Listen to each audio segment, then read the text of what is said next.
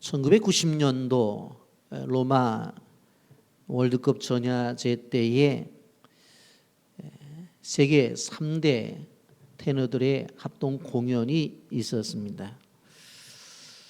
당시에 세계를 주름잡고 있었던 테너 3인을 꼽으라고 한다면 바바로티와 그리고 도밍고와 카레라스라고 하는 바로 연주자였습니다. 근데 그들이 한 자리에 모여서 연주를 한다고 하는 것은 사실 불가능한 일이었습니다. 왜냐하면 도밍고와 카레라스는 똑같이 스페인 사람임에도 불구하고 지역적 감정이 아주 강했기 때문에 서로 사이가 좋지를 않았습니다. 그런데 1987년에 카레라스가 백혈병에 걸리게 되었습니다. 그래서 스페인에서 미국으로 치료를 하기 위해서 오고 갔었는데 많은 비용이 들었어요. 그런데 자기가 가지고 있는 모든 자산이 이제 다 허비가 되었는데도 그 병을 고칠 수가 없었어요. 그때 마침 마드리드의 한 재단에서 자기와 같이 이렇게 백혈병으로 고생하는 사람들을 비용을 후원해서 치료를 한다는 이야기를 듣게 되어지고 그 마드리드 재단과 연결이 되어서 결국 이제 카레라스가 치료를 받게 되어집니다. 얼마 후에 이제 그가 완전히 치료를 받게 되어지는데 도대체 자기를 지원한 이 후원단체가 어떤 단체인가 하고 들어가서 자세히 알아보았더니 자기가 과거에 정말 적대 감정을 가지고 살았던 그랬던 블라시도 도밍고가 바로 이사장으로 있었던 그 후원단체라는 것을 알게 되어집니다. 사실 이 도밍고와 카레라스가 이러한 감정을 갖고 살고 있었는데 사실 카레라스가 백혈병에 걸렸을 때에 이 도밍고가 도와주고 싶었어요. 그런데 이 도와주고 싶어도 받아들일 것 같지를 않아요. 그래서 생각해낸 것이 뭔가 하면 후원단체를 하나 만들어요. 그래서 비밀리에 바로 이 백혈병 치료비를 후원하게 됩니다. 그래서 낫게 되어진 거예요. 그 사실을 알고 나서 나중에 카레라스가 도밍고가 연주하는 장소에 찾아와서 무릎을 꿇고 용서를 구하고 감사의 표시를 하게 됩니다. 그 이후에 이제 그 유명한 1990년 로마 월드컵 전야자 때에 세계적인 테너 가수 3명 바로 바바로티와 도밍고와 카레라스가 연주회를 통해서 세계의 무대를 뜨겁게 달구었던 것입니다.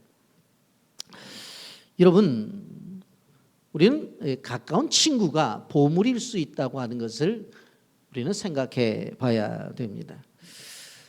실질적으로 이 친구를 통해서 기회가 주어지기도 하고 그 친구를 통해서 힘들 때에 바로 도움을 받기도 하고 또 갈 길을 알지 못했을 때에 친구를 통해서 또한 앞길을 개척해 나갈 수도 있다고 하는 것입니다.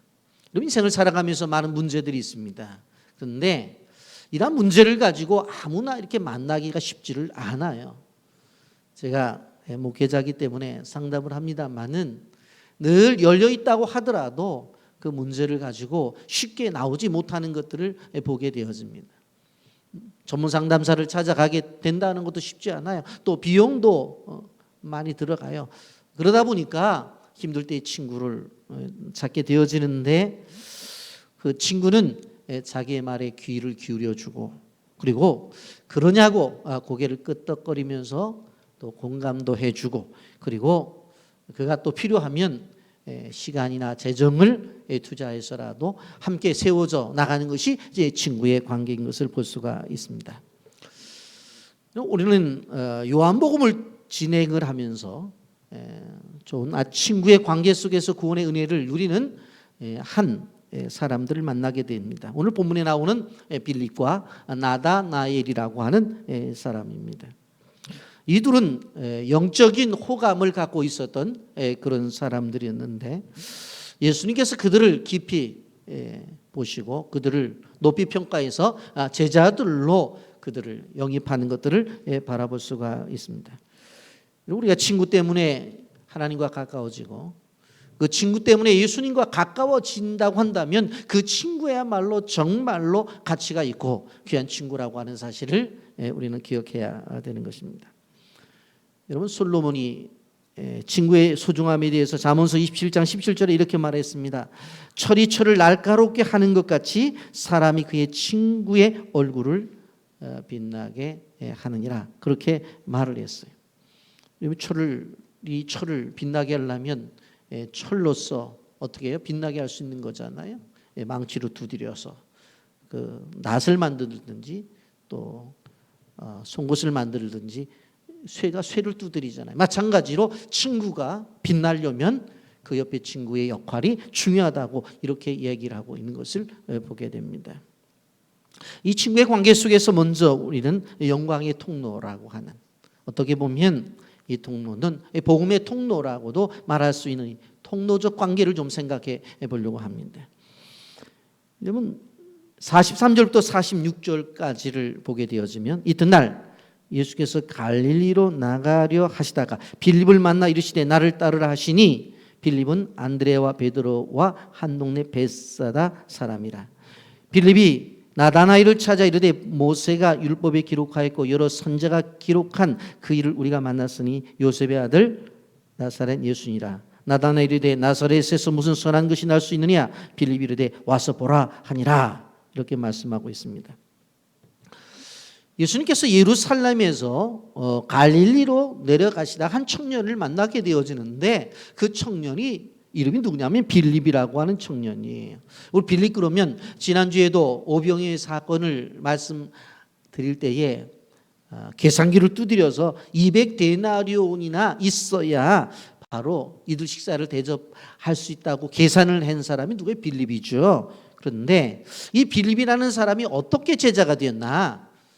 어려운 게 아니에요. 예수님께서 바로 예루살렘에서 갈릴리로 내려가시다가 한 청년을 봤어요. 그리고 뭐라고 말해요?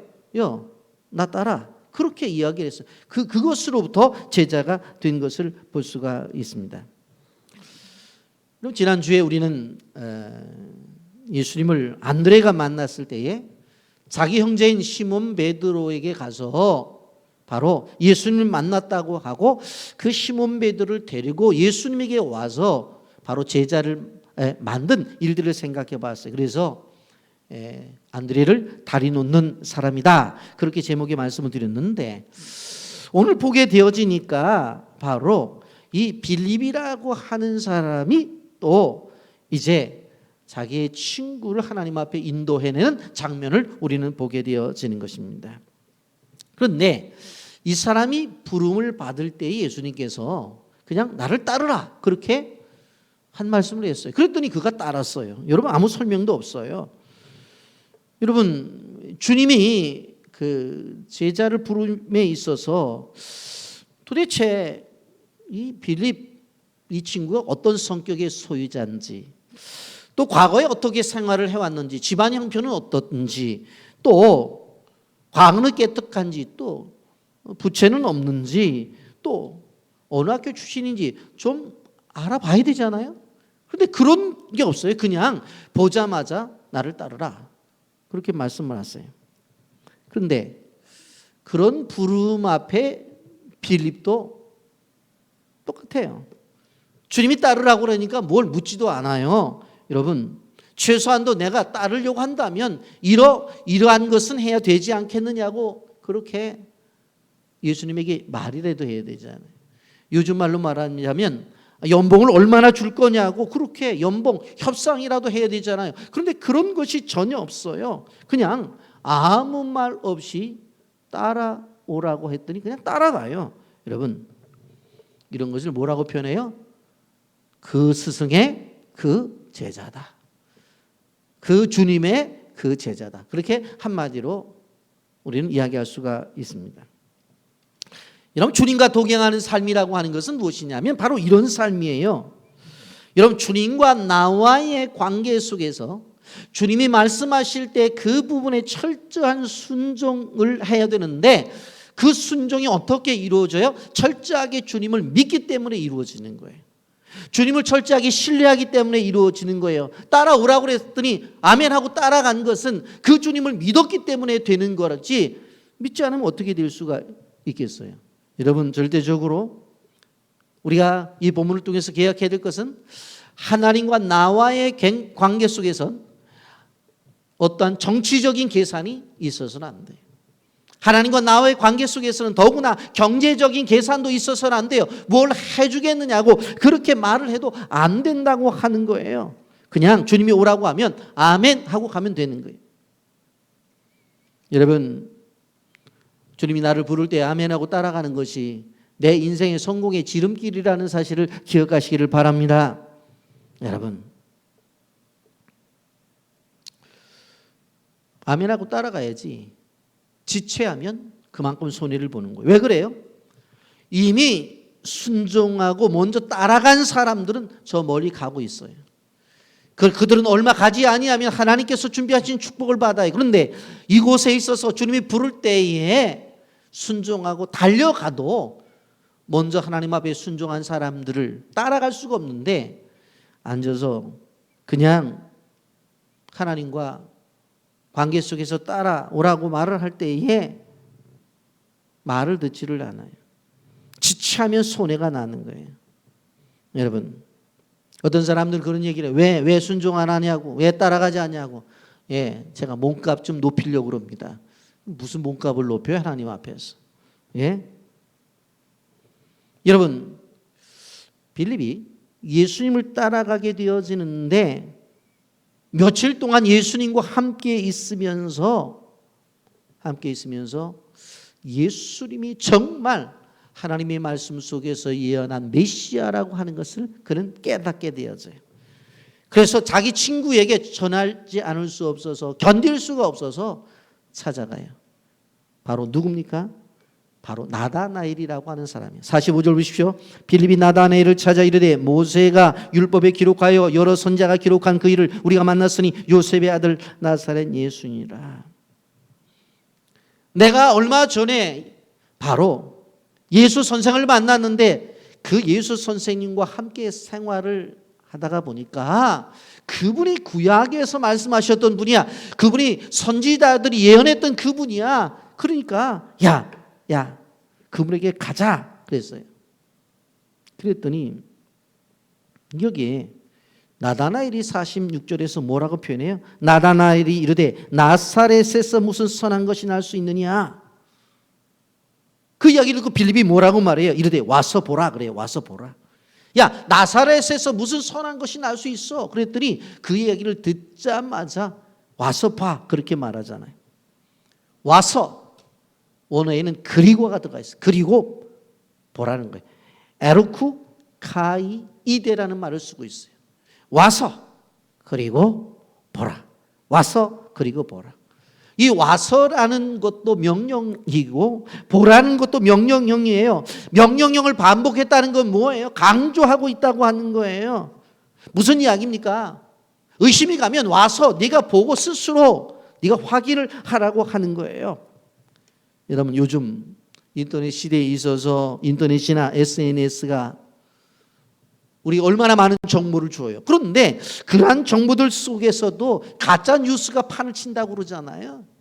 그러니까 빌립이 뭐라고 말을 해요?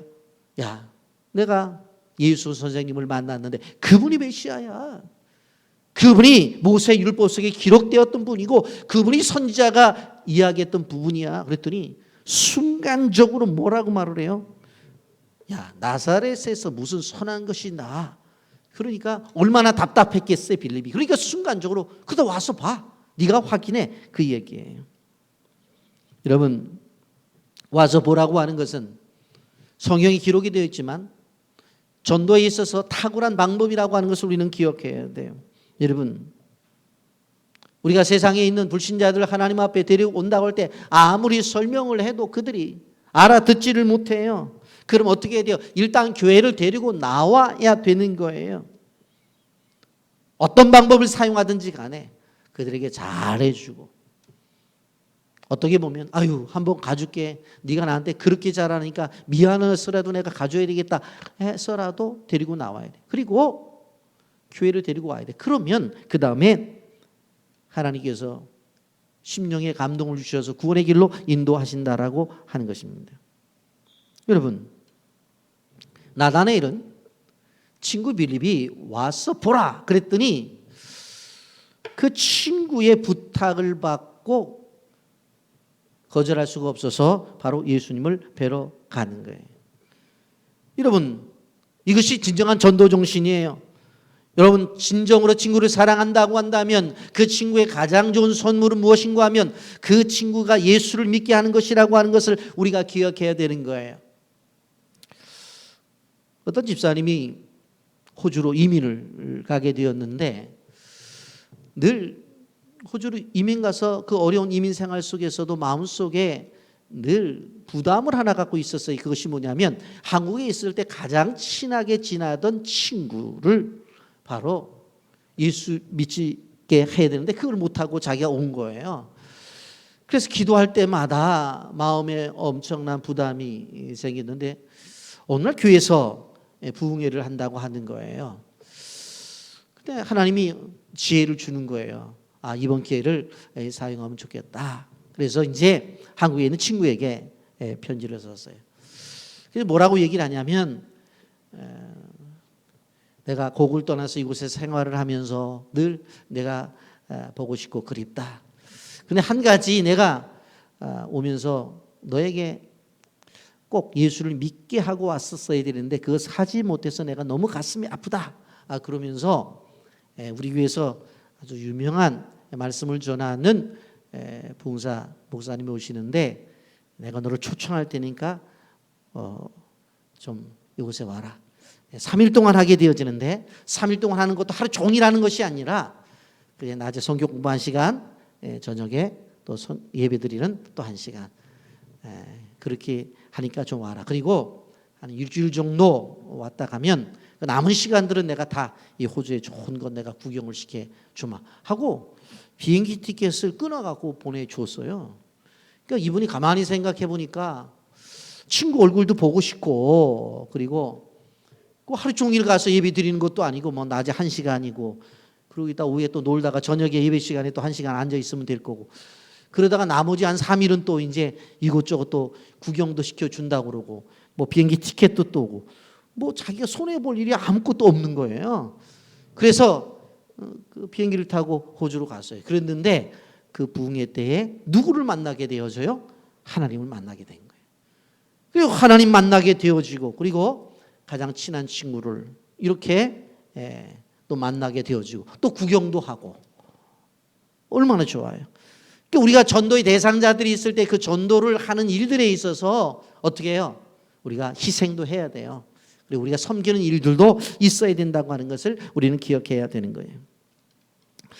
전도라고 하는 것은 무엇인가 하면 예수의 이름으로 상대를 살리는 것인데 그것은 하나님이 보실 때의 거룩한 신앙의 행위예요.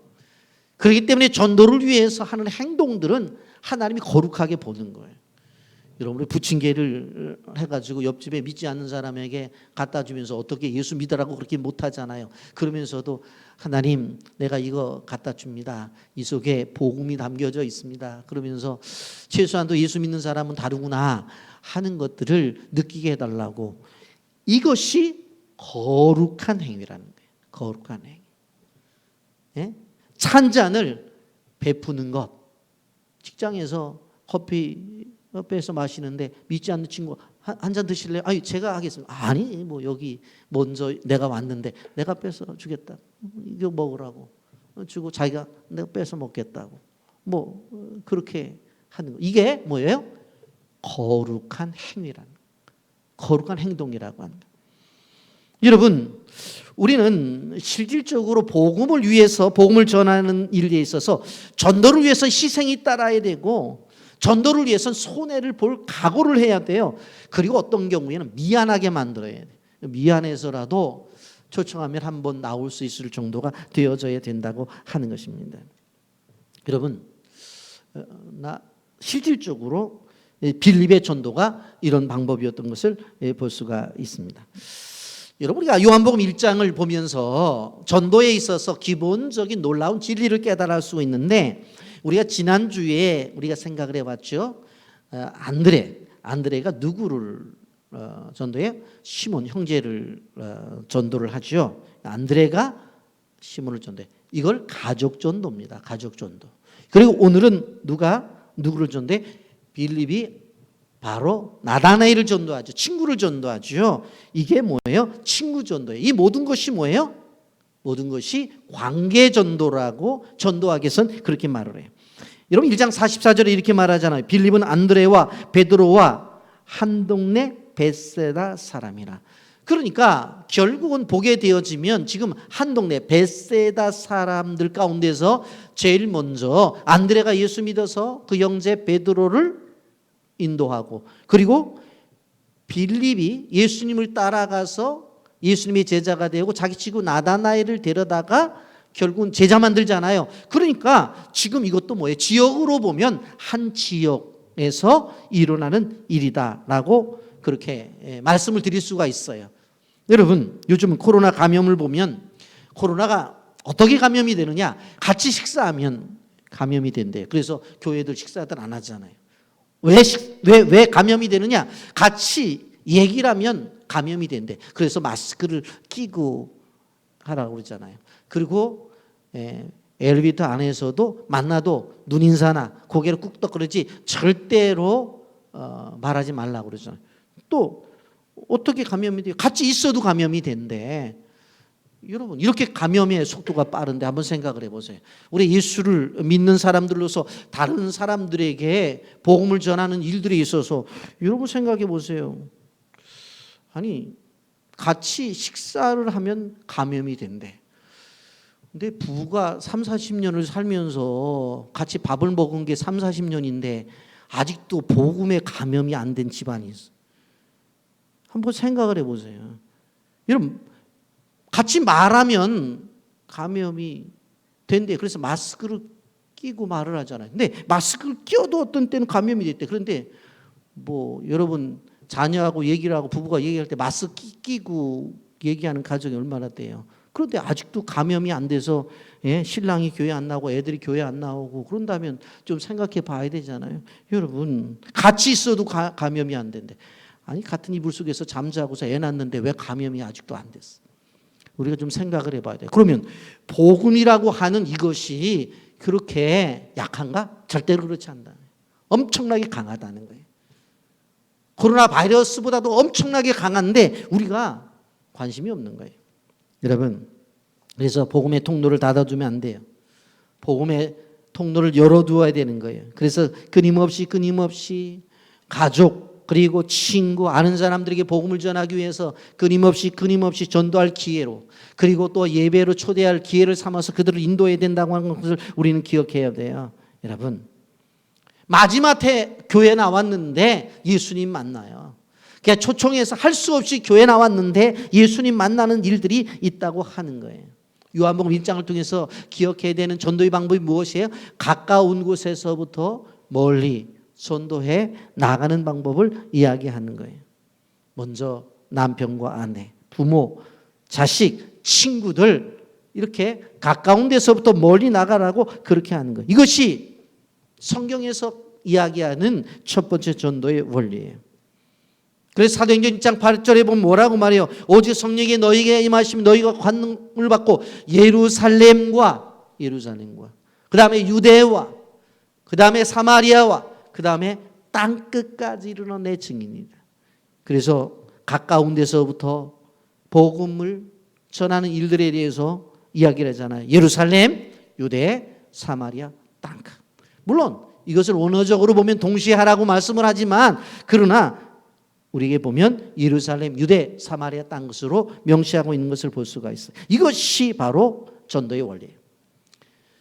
여러분, 다른 사람을 향해서 최고의 섬김이 무엇인가 하면 그 사람이 예수를 안 믿는다고 한다면 그 사람이 예수를 믿게 하는 것, 그것이 최고의 섬김이라고 하는 것을 우리는 기억해야 돼요. 빌립이 바로 나다나엘을 찾아가서 복음을 전합니다.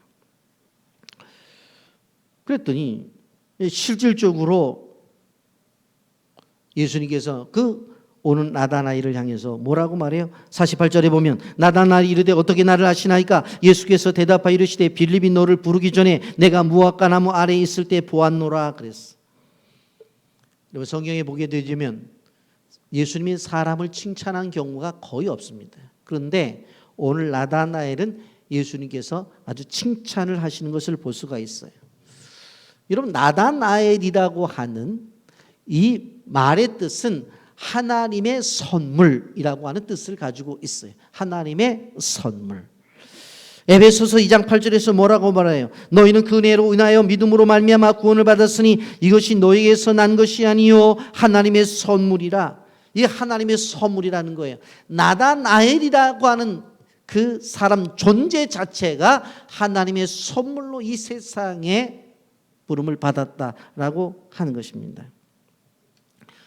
사실 나다나엘이 처음에 예수님을 알 때는 피상적으로 알았어요. 아주 부분적으로만 예수님을 안 것을 볼 수가 있어요. 그래서 빌립이 와서 이야기하게 될 때 뭐라고 말해요? 나다나엘이 이르되 나사렛에서 무슨 선한 것이 날 수 있느냐 그렇게 말하잖아요.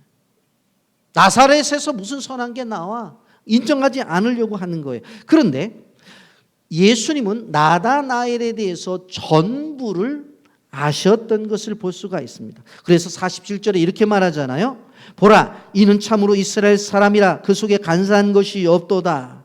그리고 48절에 가서 빌립이 너를 부르기 전에 내가 무화과 나무 아래에 있을 때 보았노라 그랬어요.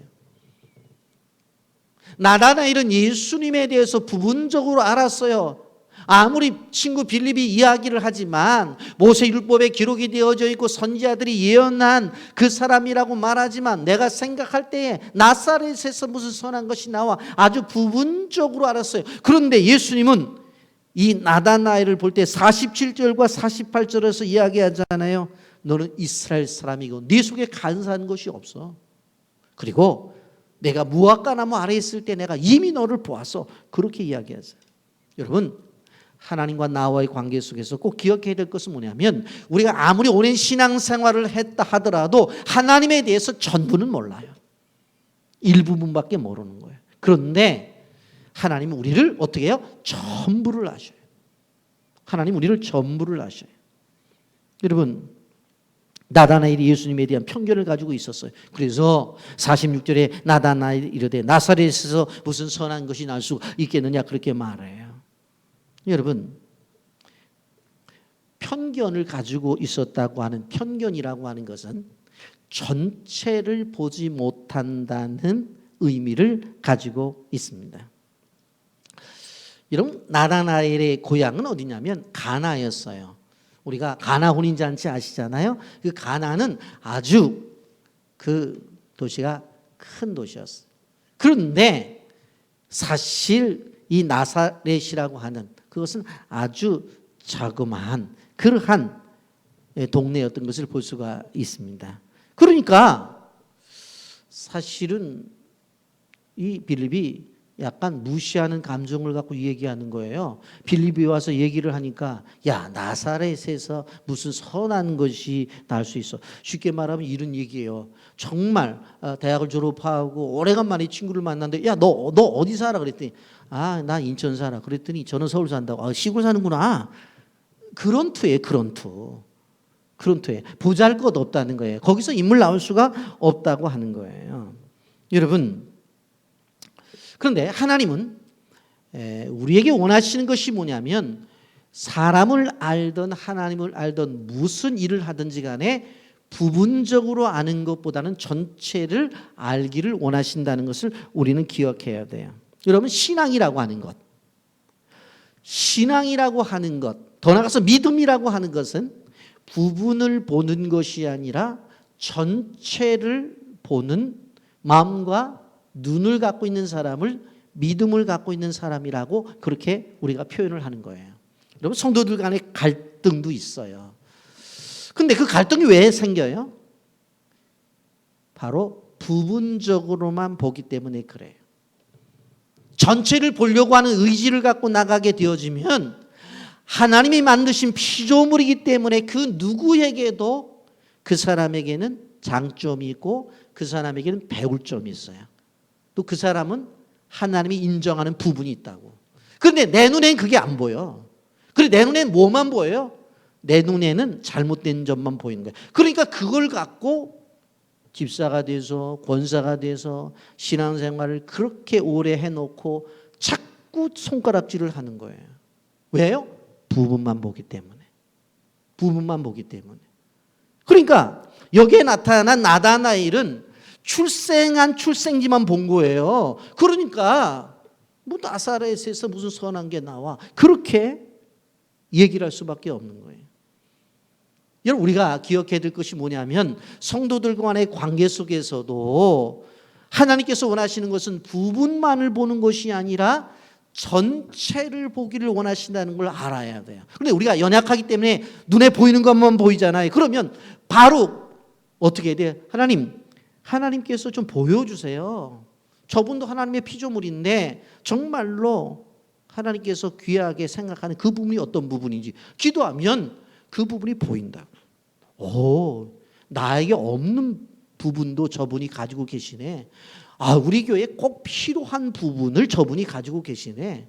하나님의 나라를 위해서 저분이 가지고 있는 것은 꼭 필요한데 가지고 계시네 하면서 전체를 보게 되면 다 인정을 해 준다고 하는 거예요. 여러분, 히브리서 11장 1절에 보면 무슨 말씀이 있어요? 믿음이라고 하는 것은 바라는 것들의 실상이고 믿음이라는 것은 보지 못하는 것들의 증거라고 그랬어요. 여러분, 우리가 한번 생각을 해보세요. 믿음은 바라는 것들이 실상이, 내가 원하는 것들이 허상이 아니라 실상이야. 믿음을 가진 사람들은 지금은 아닌데 앞으로 되어질 일을 지금의 현장에 갖다 놓고 아멘 그러고 그걸 누리고 느끼고 사는 사람이에요. 믿음을 가지고 있는 사람들은 보이지 않아. 그런데 그것이 증거예요. 그것이 나타난다고. 이것이 뭐예요? 부분적으로 볼 때는 오늘이라는 날만 보지만 전체를 보는 사람들은 미래의 것을 오늘로 가지고 와서 오늘을 즐긴단 말이에요. 믿음의 사람들은 그런 사람이 되어져야 된다는 것을 우리는 기억해야 되는 거예요. 여러분, 아버지가 아들을 데리고 이제 어느 곳을 가고 있었는데 아버지가 운전을 하고 가는데 차선이 아주 넓은 차선이에요. 1차선, 2차선, 3차선, 4차선, 5차선으로 넓은 차선인데 이 운전을 하고 가는 이분이 3차선 길을 가고 있었는데 아니 가다가 턱 막히는 거예요. 그런데 보니까 1차선도 뚫려 있고 2차선도 뚫려 있고 4차선, 5차선 뚫려서 막 달려가고 있는데 그 차선만 서 있는 거예요. 근데 빠져나갈 수가 없어. 하도 양쪽에서 과속을 하니까 그러니까 이 사람이 성질이 급했는데 화가 나서 도대체 누가 운전을 이따위로 해가지고 차를 밀리게 만드냐고 하면서 욕을 한마디 하면서 성질을 내서 얼굴이 붉히니까 그 뒷자리에 앉아서 게임을 하던 초등학생이 그렇게 얘기를 하더래요. 아빠, 다 사정이 있겠죠. 기다려보세요. 그러더래요.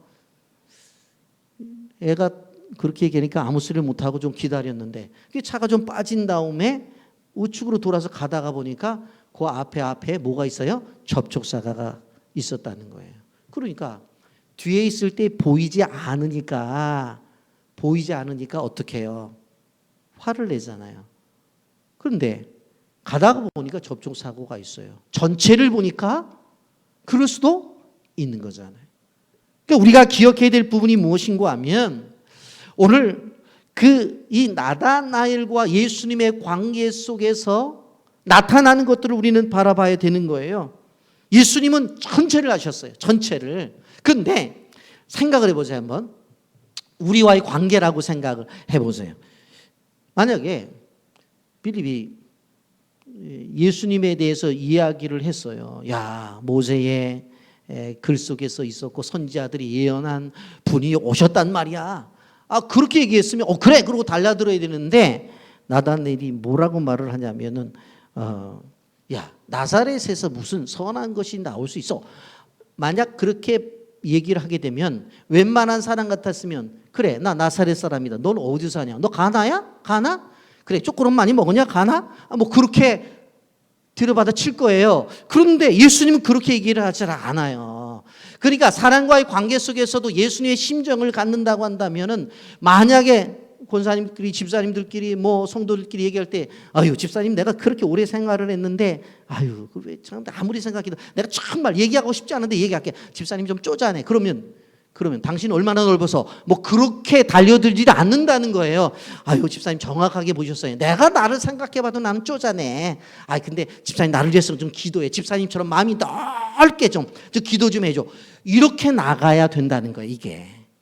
이게 성경이 가르쳐주는 가르침이에요. 이게 예수님의 사람과의 관계 속에서 나타나는 방법이에요. 그런데 만약에 아니, 나사렛에서 무슨 선한 것이 나와. 그래, 나 나사렛 사람이다. 너는 어디 사람인데? 하고 달려들었다고 한다면 이게 제자 만드는 예수님 사역 속에서 무슨 사역이 됐겠어요? 여러분 보세요. 47절에 보라, 이는 참으로 이스라엘 사람이라. 그 속에 간사한 것이 없도다. 48절에 빌립이 너를 부르기 전에 내가 무화과 나무 아래에 있을 때 보았노라. 정말로 예수님의 시각을 갖고 이야기를 하잖아요. 여러분, 여기 이스라엘 사람이라고 인정하면서 간사한 것이 없다고 그렇게 얘기를 하면서 무화과 나무 아래에 있었다고 표현하잖아요. 여기 무화과 나무 아래에 있었다는 것은 예수님 당시 1세기에는 경건한 장소에 있었다라고 하는 표현을 보통 무화과 나무 아래에 있었다 그렇게 말을 했어요. 왜냐하면 초대교회 때는 바로 율법을 공부하는 사람들이 어디에 모였어요? 회당에 모였는데 회당이 없는 지역에서는 어디에서 말씀을 공부했느냐 하면 무화과 나무 아래서 성경을 공부했어요. 왜 그래요? 열왕기상 4장 25절에 보면 솔로몬이 사는 동안에 유다와 이스라엘이 다네스부터 브엘세바에 이르기까지 각기 포도나무 아래와 무화과 나무 아래에서 평안히 살았다라 그랬어요. 그래서 그 유대인들은 이 포도나무와 무화과 나무가 삶에 밀접한 관계를 갖고 있었어요. 그런데 이 무화과 나무 아래에서 말씀을 듣고 연구하는 것들이 그들의 생활 습관이었어요. 그러니까 내가 무화과 나무 아래에 있었다라고 하는 것은 너는 경건 생활을 늘 하는 사람이다라고 하는 것을 인정해 주는 거예요. 여러분, 어거스틴이라고 하는 존재를 여러분이 알 것입니다. 교회사에 있어서 굵직한 인물이죠. 그런데 그가 하나님을 믿는다고 했지만 내적으로 평안함이 없었어요. 괴로움밖에 없었어요. 그래서 어느 날 이 무화과 나무 아래에서 너무 자신의 삶이 괴로워서 아직도 술도 끊지 못하고 아직도 호색을 좋아해서 이 집 저 집 돌아다니면서 술집 여자들을 건드리고 하는 것들이 너무 괴로우니까 무화과 나무 아래에서 통곡을 하며 울면서 있는데 동네 애들이 놀면서 뭐라고 하냐면 노래를 불렀어요. 집어 읽어라, 집어 읽어라, 집어 읽어라. 그런데 어거스틴의 귀에는 그게 뭐로 들렸냐면은 하나님의 음성으로 들렸어요. 집어 읽어? 뭘 집어 읽어? 하나님의 말씀을 집어 읽으래. 그러고 말씀을 들어서 딱 폈어요. 그랬는데 로마서 13장 13절 14절이 딱 눈에 들어온 거예요. 낮에와 같이 단정히 행하고 방탕하거나 술 취하지 말며 음란하거나 호색하지 말며 다투거나 시기하지 말고 오직 주 예수 그리스도로 옷 입고 정욕을 위하여 육신의 일을 도모하지 말라. 딱 봤더니 자기의 인생이야 보니까. 그는 밤에 삶을 살았어요. 방탕, 술 취한, 음란, 호색, 다툼, 시기 이런 거 다 버려라. 그리고 예수 그리스도로 옷 입고 살아라. 그 음성을 들은 순간에 그가 그 자리에서 모든 것을 버리잖아요. 그가 나중에 고백을 이런 고백이에요. 내 마음엔 한 줄기의 빛이 흘러 들어왔고 순간 온갖 불신의 어둠이 사라져 버렸다. 탕자가 성자가 되는 순간이었어요. 어느 장소에서? 이 바로 무화과 나무 아래에서.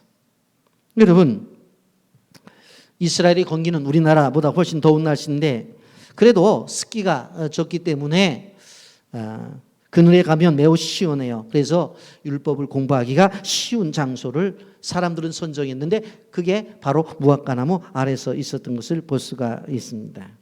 여러분, 이스라엘 사람들은 경관 생활을 바로 장소가 없을 때는 무화과 나무를 이용했어요. 에어컨 시대가 아닙니다. 그럼에도 불구하고 그들은 하나님의 말씀을 읽고 듣고 지키는 일들에 있어서 열심을 다했던 것을 바라볼 수가 있어요. 여러분, 이제 무더운 여름철이 다가왔어요.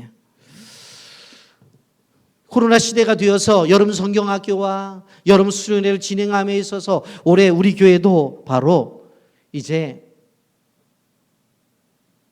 가정 여름 성경학교와 가정 여름 수련회를 우리가 진행하게 되어져요. 누가 어떻게 하는 것이냐? 바로 부모님이 교사가 되어서 교회가 가르쳐 준 대로 가정에서 진행을 하게 되어져요. 그것을 가정 성경학교, 가정 수련회라고 하는데, 우리가 기억해야 될 것은 무엇인가 하면 그것이 가정이라 할지라도 초대교회 무화과 나무에서 은혜 역사가 나타난 것처럼 이런 은혜 역사가 각 가정들마다 나타나야 된다고 하는 것입니다. 영상 보고 말씀 계속하겠습니다. 얼마 전 한 공중파 음악방송에서 전 세계인이 사랑하는 팝의 거장 마이클 볼튼이 소향의 목소리를 극찬해 화제가 됐습니다. 이날 소향은 마이클 볼튼의 리노미를 불렀고 함께 참여한 박정현, 효린, 에일리 등 쟁쟁한 실력가들을 누르고 당당히 첫 출연에서 최종 굉장히 간증이 많아요.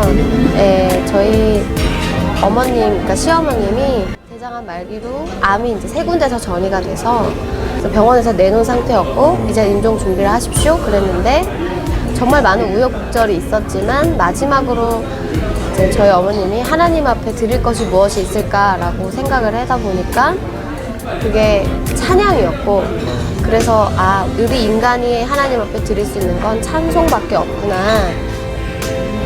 그래서 이제 마지막으로 정말 온 힘을 다해서 찬양을 하셨던 거죠. 근데 그때 하나님의 빛을 보셨어요. 하나님의 음성을 이렇게 주시면서 너희 자녀들을 통해서 세계 선교를, 세계 찬양 선교를 내가 하겠다. 그러니까 너희는 그 일을 해라. 믿음의 딸을 내가 너희에게 주겠다. 그랬는데 그 믿음의 딸이 이제 하나님 혹시 그 딸이 혹시 제 자부 아닙니까? 며느리 아닙니까? 그렇게 기도만 하시다가 그걸 통해서, 그 찬송을 통해서 치료를 받으셨어요. 이렇게 그 건강을 회복하시고 저를 만나기 3년 전에 일어난 일이었어요. 3년 동안 이제 저희 시집 식구들, 그 아이들한테 다 훈련을 시키고 3년 동안 새벽 예배 기도를 하시는데, 하나님 그 믿음의 딸은 어디 있습니까? 어디에 이렇게 뭔가 좀 보여주십시오.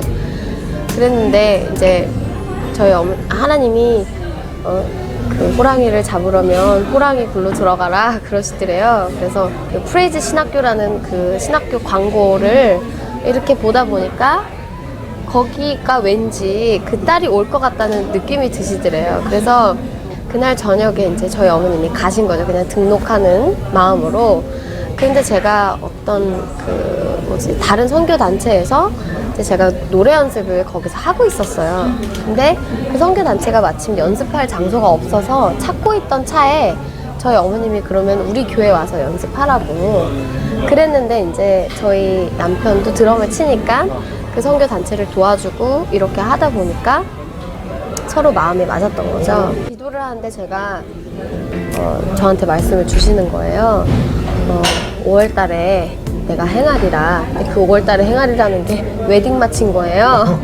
이렇게 굉장히 강하게 하나님 앞에 받은 거였기 때문에 거부할 수도 없는 거였고, 그리고 그걸 하지 않으면 너에게 유익이 없을 거라고 저한테 이렇게 그런 말씀을 주시면서, 나서 제가 이렇게 배가 조금 아파서 산부인과를 가게 됐어요. 왜냐면 결혼한 사람이니까 다른 곳보다는 산부인과를 먼저 생각을 하게 되잖아요. 그래서 이제 산부인과를 가서 보니까 자궁 근종 같은 게 있었는데 그거를 이제 떼어내야 된다고. 그래서 단지 그것 때문이라고 생각을 하고 수술대에 올랐는데, 이렇게 열어서 보니까 그 자궁 근종뿐만 아니라 꼭 이렇게 까만색으로 다 비틀어지고 정말 암덩이가 하나가 발견이 된 거예요. 그래서 의사 선생님도 놀래서 원래 1시간이면 끝날 수술을 한 4시간을 하셨어요. 그래서 정말 이 처자는 결혼 때문에 사는 거라고, 결혼 때문에 목숨 건진 거라. 그래서 그때 하나님이 주셨던 그 말씀이 유익이 없으리로라 했던 말이 바로 이 말이었구나. 나를 살리시기 위해서 이 결혼을 하나님이 진행을 하셨구나, 이렇게 빨리. 그래서 그것이 암으로 퍼지기 전에 그거를 딱 꺼낸 게 너무 다행이라는 거예요. 그래서 이제 그때 더 하나님 앞에 이제 확신을 가지고, 아, 내가 해야 될 일이 무엇인가. 그때 누워 있으면서 내가 하나님을 찬양하는 것이 내 소명이고 내가 해야 될 일이다라는 이제 생각을 하게 됐죠.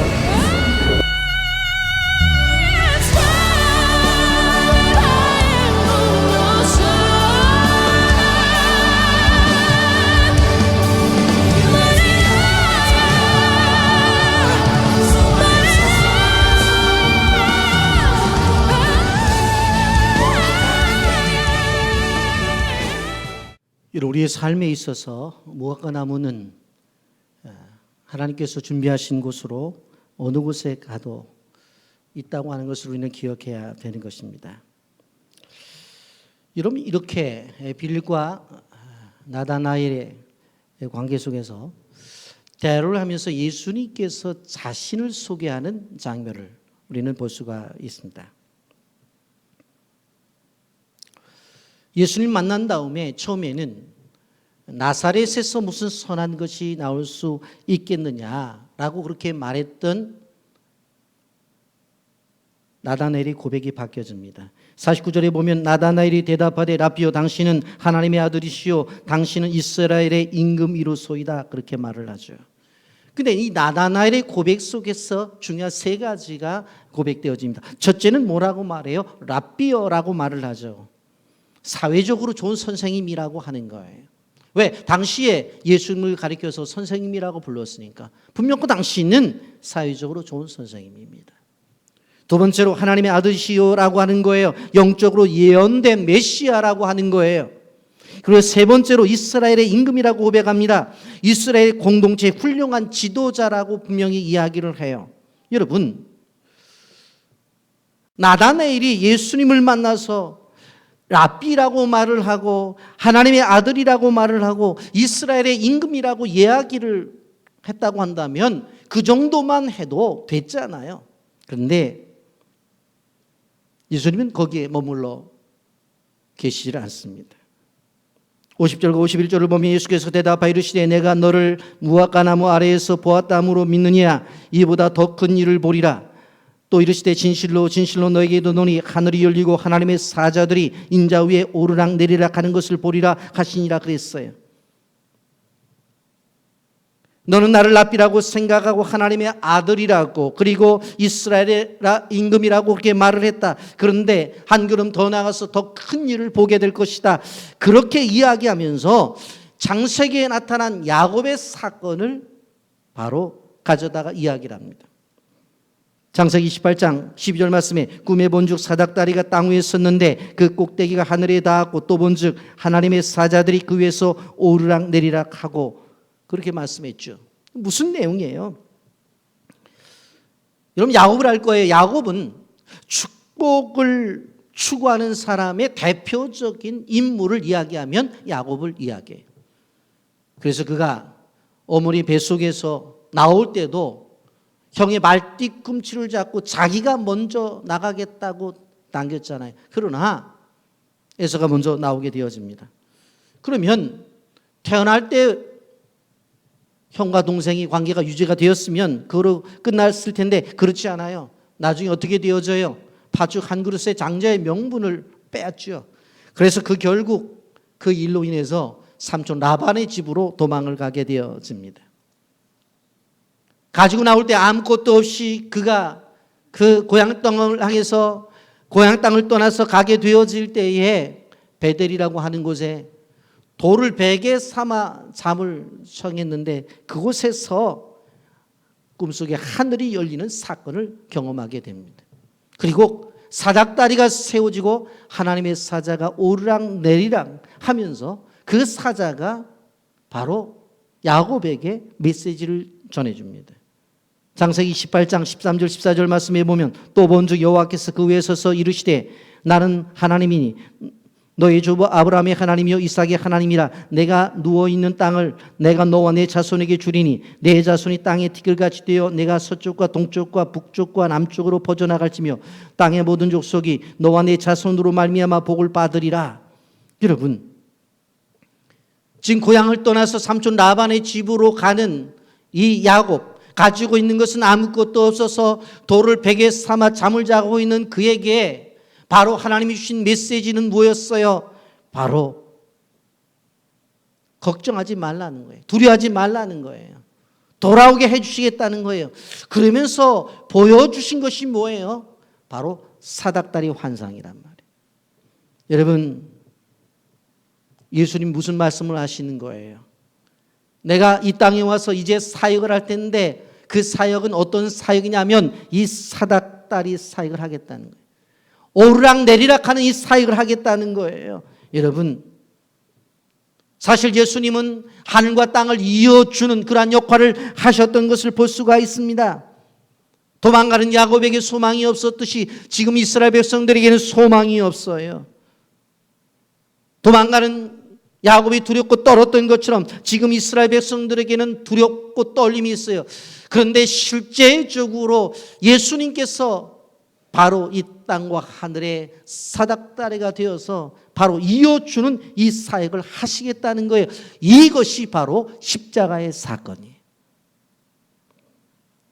여러분, 그분을 향해서 뭐라고 말을 했어요? 요한복음 1장 19절에 이튿날 요한이 예수께 아기에게 나옴을 보고 이르되 보라, 세상 죄를 지고 가는 하나님의 어린 양이라고 그랬어요. 그는 공생애를 마치면서 십자가에 죽으셨죠.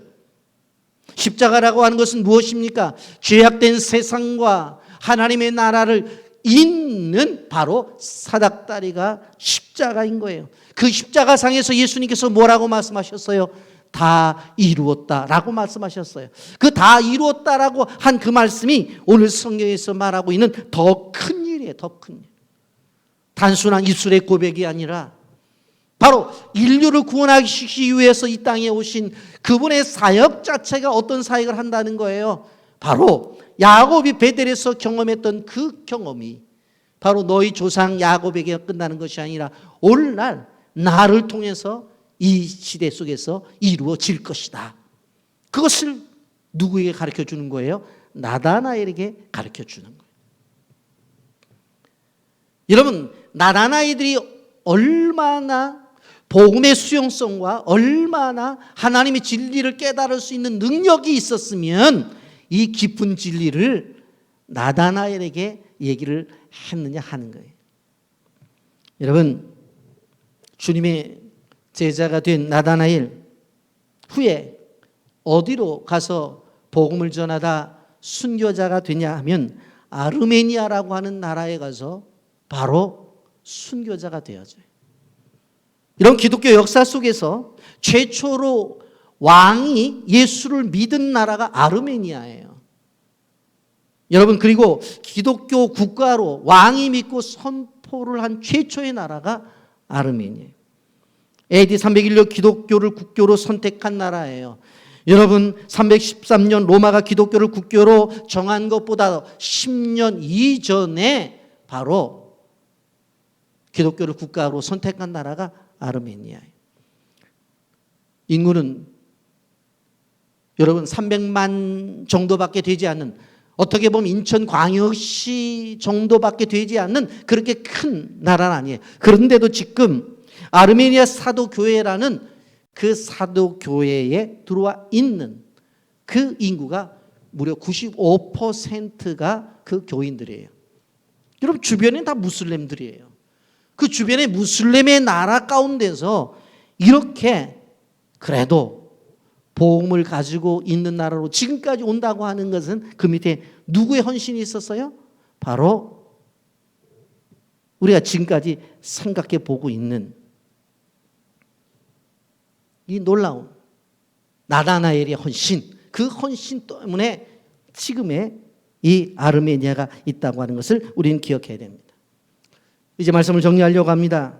이제 이번 주 지나게 되어지면 휴가철을 우리가 맞이하게 되어집니다. 요즘 캠핑 문화를 보면 가족들이 야외로 캠핑을 가가지고 텐트를 치고 생활을 해요. 어떤 가족은 자전거를 가지고 자전거 여행을 하는 가족들도 봤어요. 요즘 우리가 생각해 보면 시간이 있죠. 또 물질이 있죠. 또 볼거리가 있죠. 이제 코로나로 인해서 해외는 나가지 못하지만 이미 여행지의 숙박업들은 이미 벌써 다 방들이 다 예약이 끝났다는 이야기들을 듣게 되어져요. 우리는 우리가 사는 세상이 뭐예요? 물질적으로 풍요로워요. 그래서 놀기가 좋아요. 즐기기가 좋은 시대를 살아가고 있어요. 그래서 늘 휴가철이 되면 어디로 갈까? 무엇을 먹을까? 어디서 잠을 잘까? 어디서 즐길까? 그런 고민을 하는 것들을 바라볼 수가 있습니다.